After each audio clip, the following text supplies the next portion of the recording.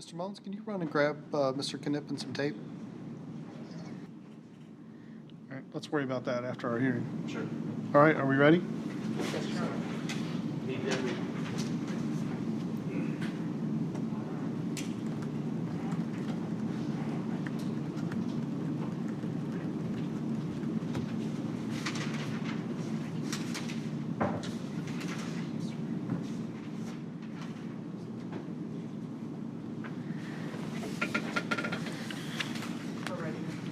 All right, we are back on the record in the state of Ohio versus Brooke Skylar Richardson. And the state has rested, subject to admission of exhibits. So what exhibits are in dispute? I mean, you're offering all of these exhibits, except you're not offering 120 and 122, right? Or are you offering them and I am going to exclude them? Are those the transcripts? Yes. We will offer them to allow you to exclude them.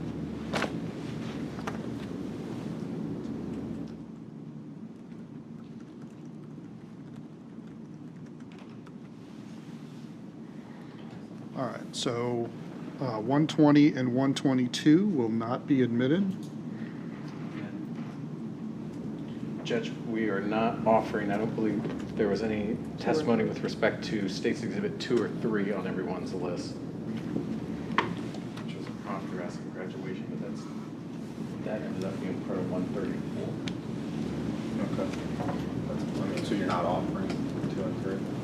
Right. They ended up getting down here twice, as soon as they, but they were actually on 134. Can I just flip through them as we go? Is that okay? Yeah. So 1 is Hilltop, One is Hilltop, and we agreed on that. and then 4 through. So 2 and 3 are not being offered? Correct. So these are just in order, or, oh, they're on the back. Yes. And those are search warrant.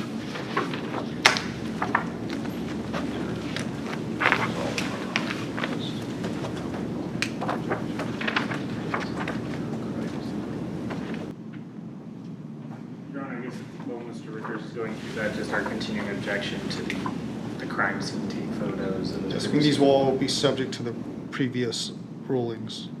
And then the picture, I guess the first one. Mr. Rickers, I apologize for, where is Ms. Richardson? I released her, Your Honor. I can Okay. call her back here, or I can waive Okay. her presence for the record. Okay, because she has not waived her presence. Okay. I'm gonna call her. So is she in the building still? Not to my knowledge.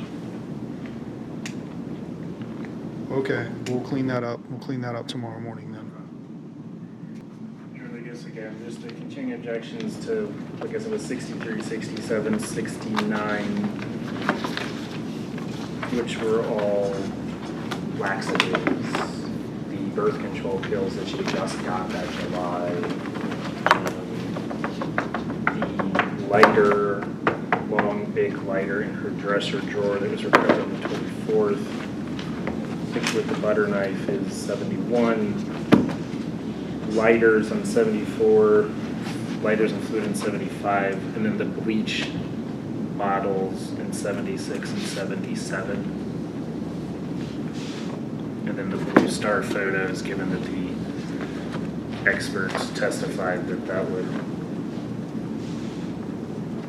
Light up. show up that way if it were cleaning fluids, and we had Ms. Belair testify that blood was not found in some applications. Okay, objections are overruled. What else? Judge, that was through 87, 4 through 87. 88 is the swab of the defendant. No objection. 89 is the swab from defendant's room. No objection. 90 is the carpet padding from defendant's room. No objection. 91 is the swab from Trey Johnson. Objection. 92, Amy Dallaire, CV. Objection. We are not offering 93. 93 was the DNA, the mom and dad or mom and dad. So since you guys stipulated to that, we're not offering that. It was, she identified it on the stand, Yes. so we can offer in our state, our case. We write that down. What number was that? 93. Didn't we stipulate that that report would come in? I thought that was the stipulation. I don't mind if it comes in, Judge. I just, since there was a stipulation that he was the father during the trial, I didn't know that that was necessary. I'm gonna put it in our case in chief. You just want to stipulate to it now, but that's fine. That's fine. Okay. So 93 then. Yeah. So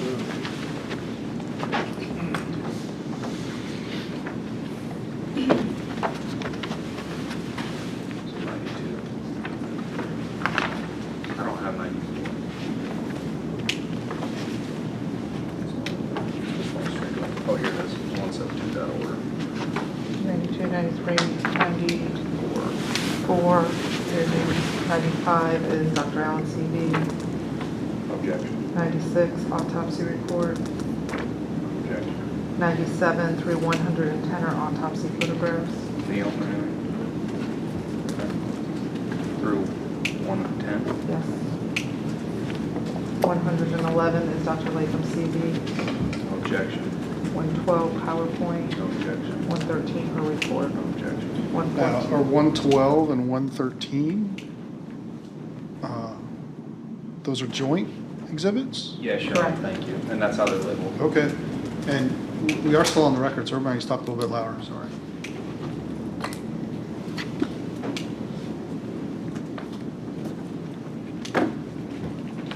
.114 is Dr. Brady's CV, No objection. 115 and 116 are his two reports. No objection. 117 is the July 14th Miranda film. No objection to that or 18. 18 is the July 20th. 119 is the July 14th recorded interview. Just the objection on the cuts, Your Honor. Okay. 120 is not. 120 and 122 will not be. Correct. admitted. 121 is the July 20th recorded interview. Same objection previously made on the cuts. 123 is the photograph of defendant's room. No objection. 124 is Brandon's phone contacts. 125 is the contact photo for the defendant. And 126 is the text messages. Yeah, those might be all some in the same paper clip, Charlie. No cut. Yeah. Objection. Cut. No objection. 127, 128, and 129 are Kim's defendant contacts, text messages between Kim and the defendant, and the email image from Hilltop. That was 129. Yes. 130 is the defendant's phone contact information. 131, internet search history. 132, 3 recovered messages. 133, the report of the 14 images. And 134 through A through N are the individual images. 131 would be subject to the defense's previous objection as to the rule of completeness, in which we talked about that you wanted to admit every internet search ever. Yes. Or none, so that objection is overruled. Thank you.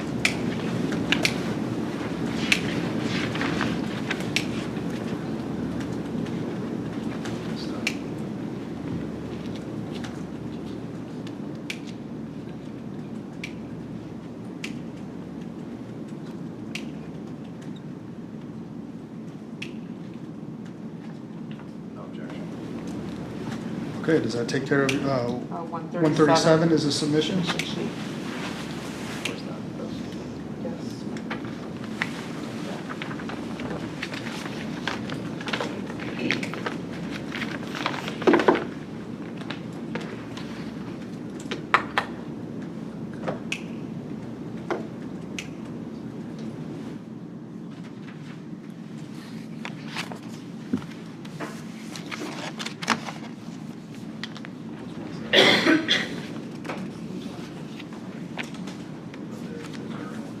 No. Did you find her one?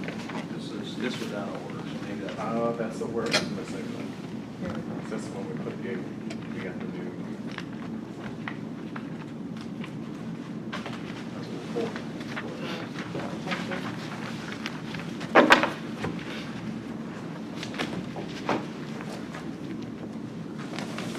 All right, so take care of exhibits? Yes, Sean. Okay. All right, step back.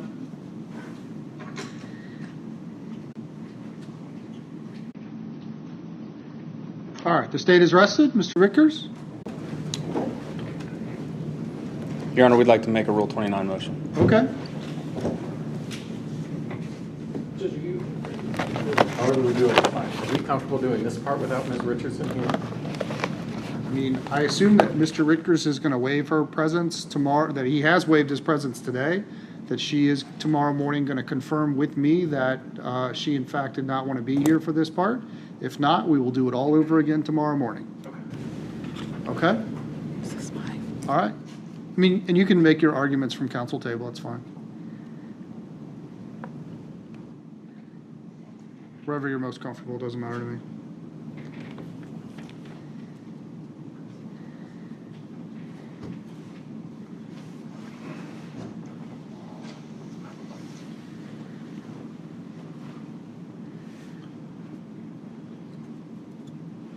Go ahead.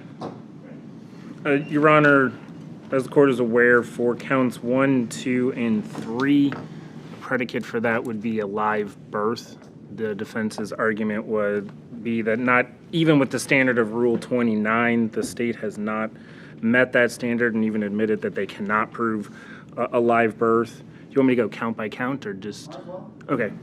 Count. Do you want me to wait afterwards to let them respond or just go No, through? go ahead.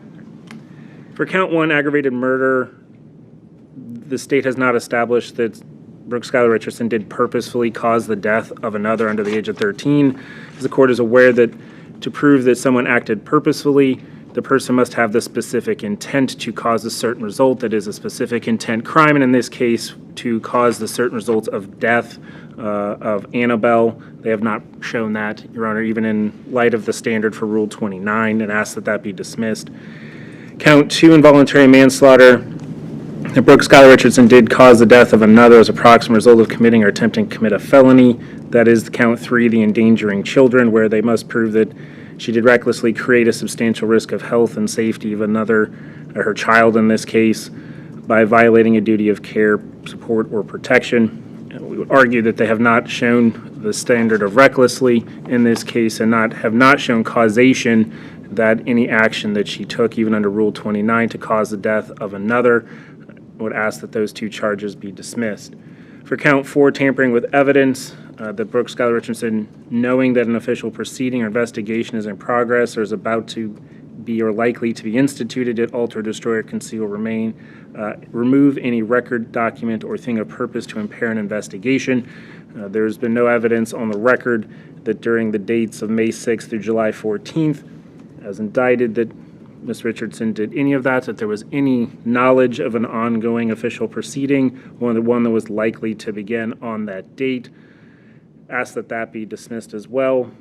And on count 5, abuse of the corpse, I've not heard any testimony on reasonable community sensibilities being outraged. Your Honor, ask that that be dismissed as well.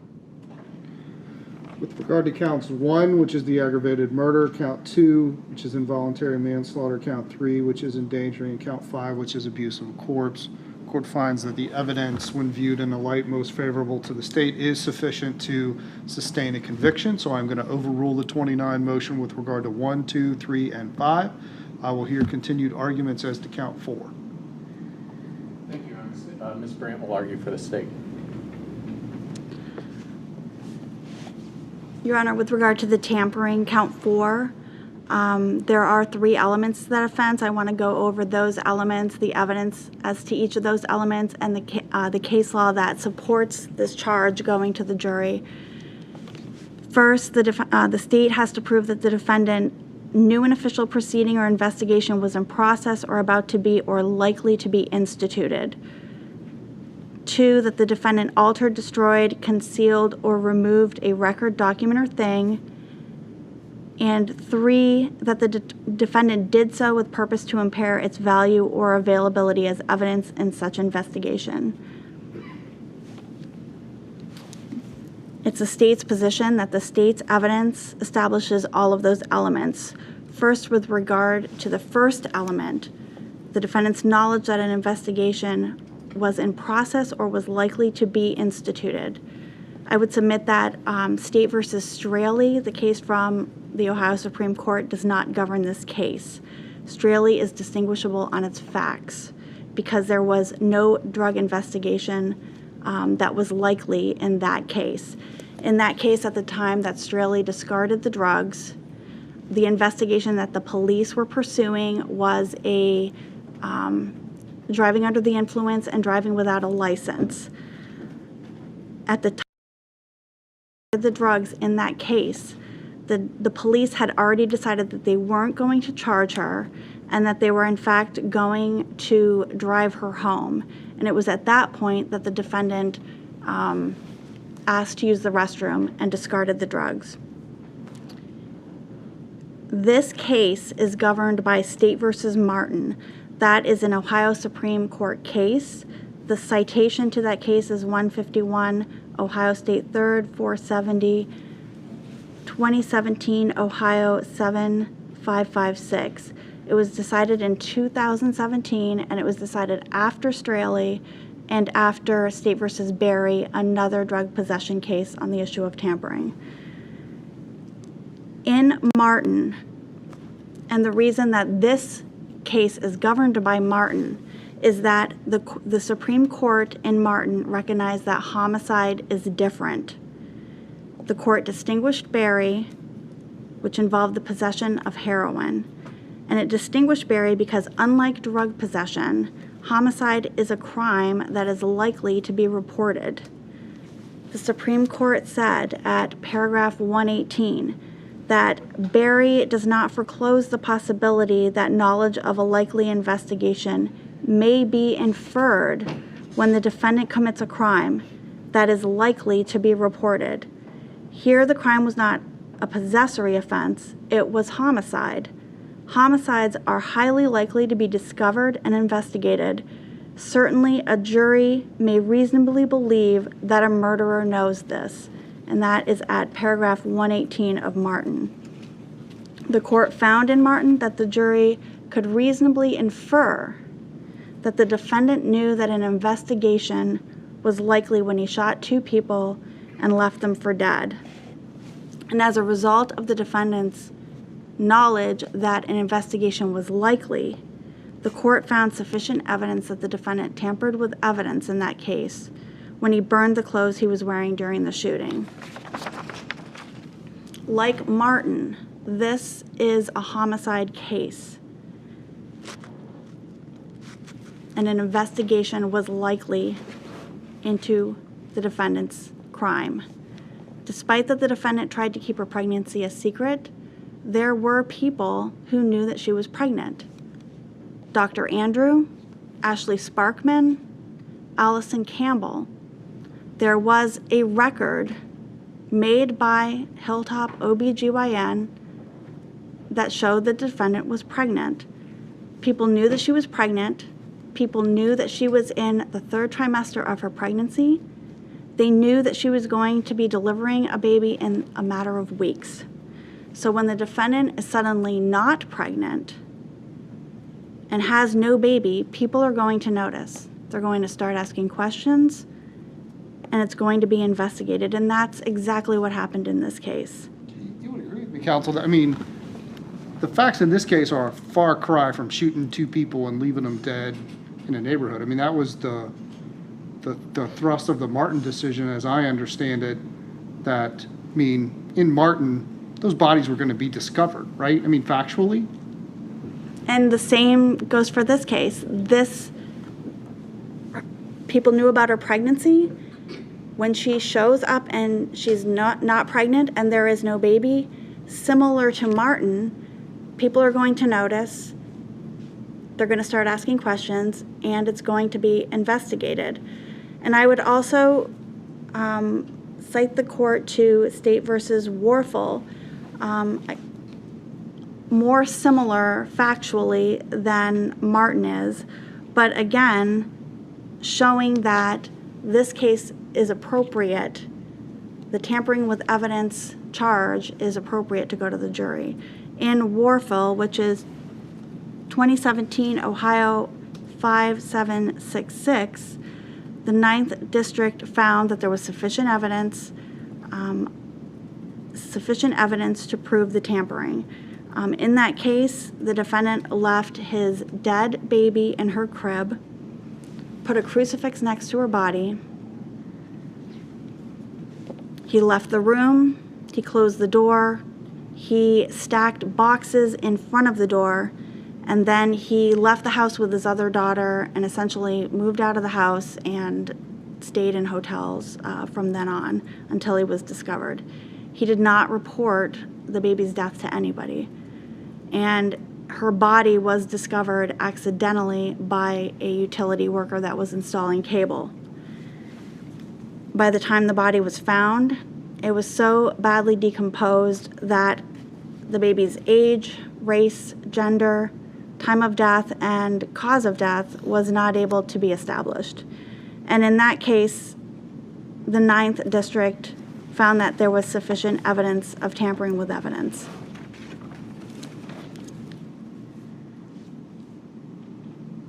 In this case, we have more than in Warfel, because the defendant in this case did not just stack boxes to prevent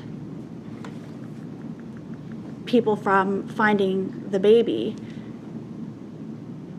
She did much more. She concealed any evidence that her baby was born and that she caused her baby's death after her baby was born alive. She delivered the baby in secret, and even though she was in significant pain throughout the day while she was in labor and at the time of the delivery, she doesn't wake up her parents, she doesn't make a sound. After the delivery, she cleans up all the blood and disposes the bloody towels in a location that is separate and different from her house. By her own admission, she attempts to cremate the baby's body. And by her own admission, she buries the baby's body in a hole that she dug in the tree line of her backyard. And she did all of those things with the purpose to impair the value or availability of the evidence in the investigation. Because of her actions, by the time the baby's body was discovered,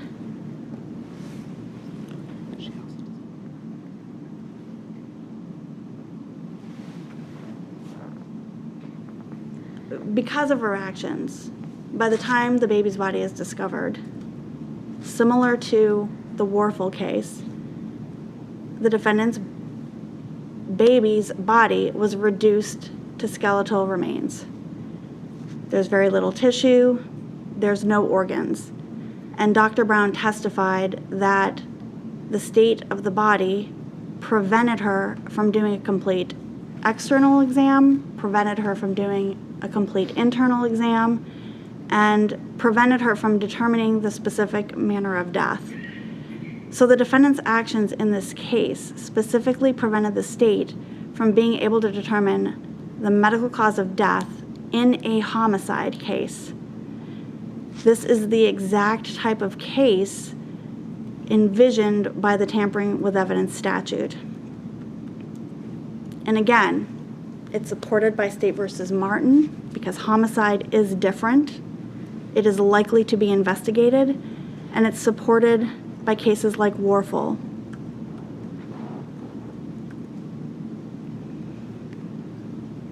Dismissing the tampering charges would be contrary to the statute, because the purpose of the statute is to hold people criminally liable for destroying evidence in a likely investigation. And the state's evidence shows that that is exactly what Brooke Richardson did.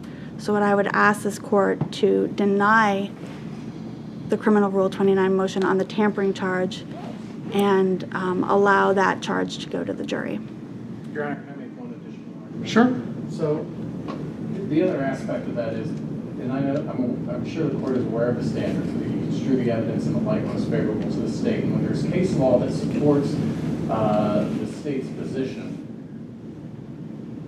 if Ms. Richardson were found guilty of the tampering with evidence, the Court of Appeals, if they believe that her tampering conviction runs afoul of Straley, they can always reverse that conviction. If you prohibit the state from moving forward at this point at a Rule 29 motion, when there is case law that supports the state's position and there's facts and evidence in the record that supports the tampering charge, we're effectively then prohibited from ever challenging the decision from this court. So I would ask, given the standard, construing the evidence in the light most favorable to the state, to allow this to proceed. And again, if she were to be convicted of the tampering, the 12th District Court of Appeals can make a decision with respect to the cases that the state has cited and whether they think it runs afoul of Straley. Anything else from the state? No, Your Honor. Mr. Shutt, Mr. Risker? I mean, that's just not how Rule 29 works. We shouldn't have to wait for the Court of Appeals to tell us whether or not they met their burden of proof that they need to at this moment. So I would request that the court not say, well, let's let the 12th handle it, because that's not the proper procedure that is in place. If they haven't met their burden at this point, especially given the way it is construed, then we should dismiss it now. That's what the criminal rules say. As far as Martin, as the court noted, it is distinguishable in the facts, extremely so.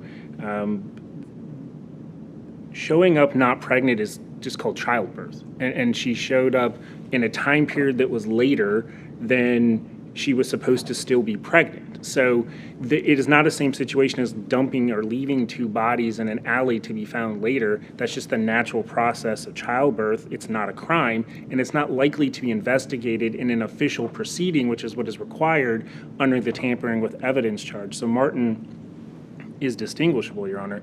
As far as Warfel, presumably that baby had a live birth certificate. We don't have that in this case. There's not a live birth where someone was going to be looking. And in Straley, paragraph 19, the Supreme Court said that the likelihood of whether or not an investigation is going to occur is measured at the time of the alleged tampering. Back on May 7th, early morning hours of May 7th, there was no likelihood of any sort of investigation that was likely in this case. And Straley is not just a case to be distinguished on its facts. I know this is not a possession case, but it was a case about statutory... Isn't that what every lower court is doing all across the state? I mean, Straley has been universally ignored by every lower court decision that has considered it. Everybody distinguishes Straley.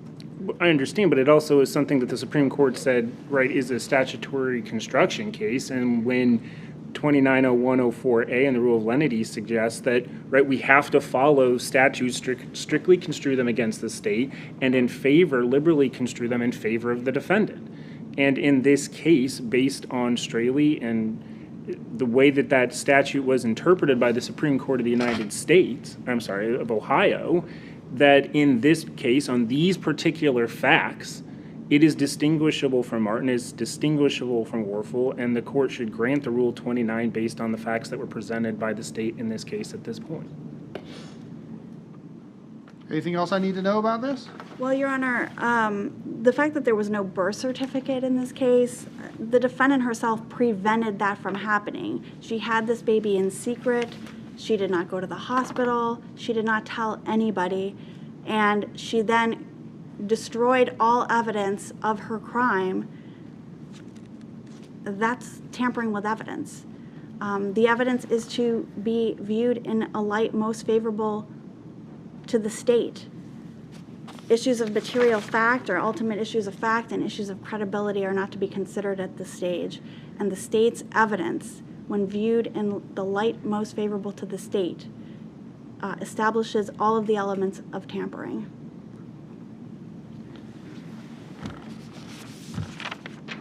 I mean, the law in the state of Ohio is that constructive knowledge of an impending investigation is not imputed based solely on the commission of an offense. And I think that Straley and Barry and Martin are all consistent in that fact, that the knowing element that they recognize in the Straley decision does have some meaning. And I get, Mr. Knippen, that it's not something that an appellate court would be able to decide in the case. But I think that even when the evidence is viewed in light most favorable to the state, there is insufficient evidence as a matter of law to sustain a conviction. No reasonable jury could conclude from this set of facts that all the essential elements of the crime of tampering with evidence have been established, so count 4 will be dismissed. With regard to tomorrow, we're ready to go tomorrow, Mr. Rickers? Yes, Your Honor. All right, there is one, I did have a cut and paste error in the verdict forms. You will immediately see it because it talks about count 6 and there is no count 6. So if you think of it as count 5 was cut off the bottom, it was just a cut paste error. Is there anything else we need to talk about today? All right, Mr. Rickers, I understand that a number of your witnesses will be lay witnesses, just folks that are sort of coming in. If you could get us a list in advance of the people who do not want to be photographed. Our media pool people have been doing an excellent job. As soon as we provide them with information that a witness does not want to be photographed, but as happened today, I mean, we had a witness, it did not come up until literally the witness was on the stand. So if you get that to us in advance, our media pool folks have been very good about working with us. Doesn't apply to expert witnesses. If they're getting paid to be here, then they got to be on TV. Also doesn't apply to any expert witnesses, any law enforcement witnesses as well. And then if the defendant is going to testify, and she chooses not to be viewed on camera, I would want to have a hearing outside the presence of the jury to determine that before we do that, because I can tell you right now, I probably will not allow that to happen, but you might be able to convince me of some compelling reason to the contrary. Okay? All right, we will start tomorrow morning. Let's all be here at 8:45 with the idea of starting at 9. You have revised jury instructions, and we maybe will plan on talking about those maybe after court tomorrow, or is that too soon? Your Honor. Okay. All right. Have a good evening.